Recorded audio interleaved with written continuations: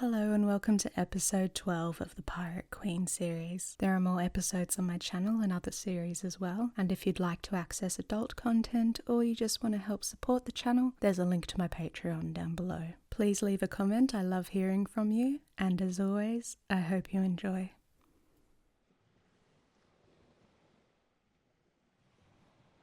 I've decided that this is my favourite spot. Right here. Indeed, this very one. On deck, at night, looking over the waves, the moon untouchable, and you. Without you, it wouldn't even come close to being my favourite spot. Oh, forget the moon, I want to look at you. The stars can all burn away, I don't care.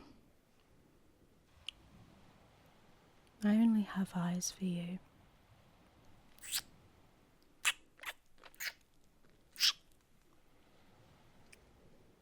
What? Aren't I allowed to be sentimental?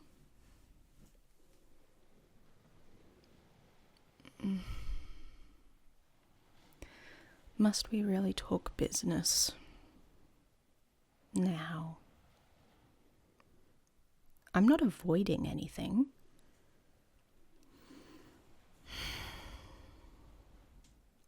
You really think it went well? I suppose.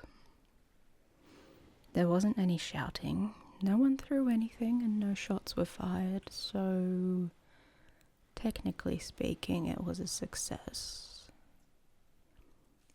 Wasn't exactly the warmest reunion in the world, though, was it? Yes, to be fair, though, I think saying my brothers were surprised to see me is the understatement of the century. Charlie nearly fell over. He can deny it all he wants, but I saw him wobble. And Theo... well, I don't think I've ever seen a man look so pale. It perfectly matched his priest's collar. Look, it didn't go terrible, but I don't know if I'd call our little family meeting a success, not in terms of whether they'd help us or not. Whether they'd help me. The jury still seems to be out on that one.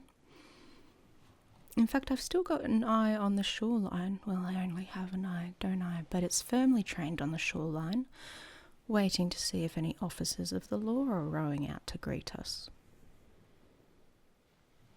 No, I don't think they actually would either, but old habits and all that. Can't ever be 100% sure, you know. It definitely would have gotten worse if you weren't there. It would have. Because I was just as tongue-tied as my brothers, and you, little miss, I was raised to be eloquent and charming. I think you saved the day. No, not at all. I don't mind that you spoke up and took charge. I rather liked it. Why should I mind? Yes, I am captain of this ship, but you're not my slave. You're not even my subordinate. I wouldn't even say you're my equal, because you are so much better than I am. And you were right. Everything you said was right. I couldn't have convinced them better myself.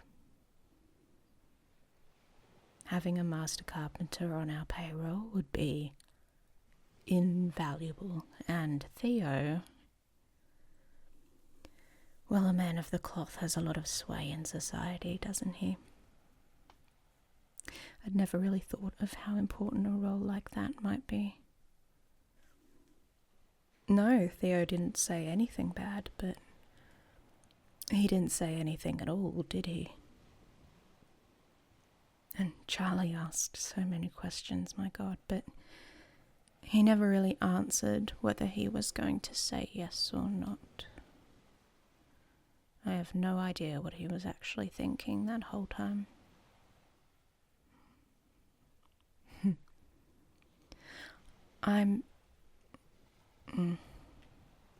I felt like I was 6 years old again, which is not the best feeling in the world. I'll admit, it was weird.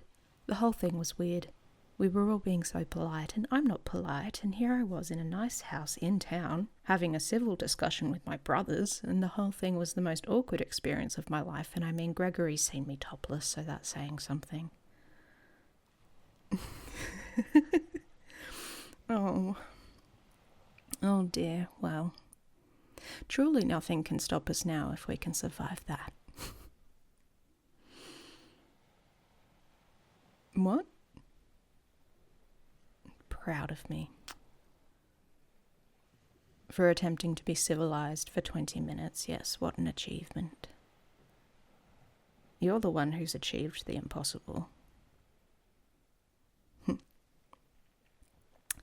Think back to our first meeting, my love. Oh, you spat and hissed like a feral cat. You did. You've been stubborn from the start. Oh, of course I poked and prodded you. That's what made it so entertaining. This pretty thing in her pretty clothes acting like she could tear my ship apart with a snap of her fingers. Oh, I'll admit I was naive, because now I know that you really could tear it apart, if you set your mind to it. You might have felt scared, but let me assure you it never once showed. I think that's why the crew loved you from the start. I think I loved you from the start as well. I just didn't realise that's what it was. I don't know if you've noticed, but I'm not exactly in tune with my emotions a lot of the time. And you? Well, if we're on the subject, then when was the moment you loved me? No, I answered you. Was it when we spoke on deck for the first time? And I loaned you my coat? Oh, because I might not be good at analysing my own feelings, but these days I'm very good at reading yours. Well, you're turning pink, so that's a yes, then. My love, even by the moonlight, I can see you blushing. I never said I wasn't a menace. I still like to prod and poke after all. Otherwise, what's the fun of it all? I'm no longer afraid that I'll wake up one morning and find you gone. Oh yes, I've been terrified of it. That you'll grow bored of this adventure, or that you'll come to your senses and want to return to a life of leisure. Utterly terrified. Well, I'm telling you now. No, I'm not terrified anymore. I lost an eye, and you stayed by my side. What more proof do I need? No, I was never going to tire of you. Like I said, I loved you from the start.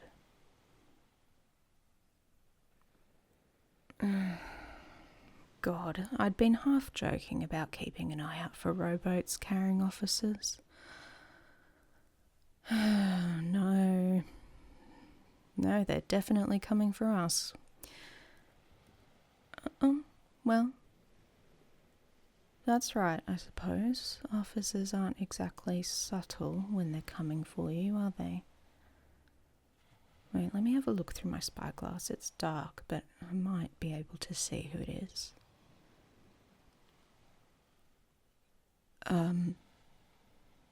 No, it's not Charlie.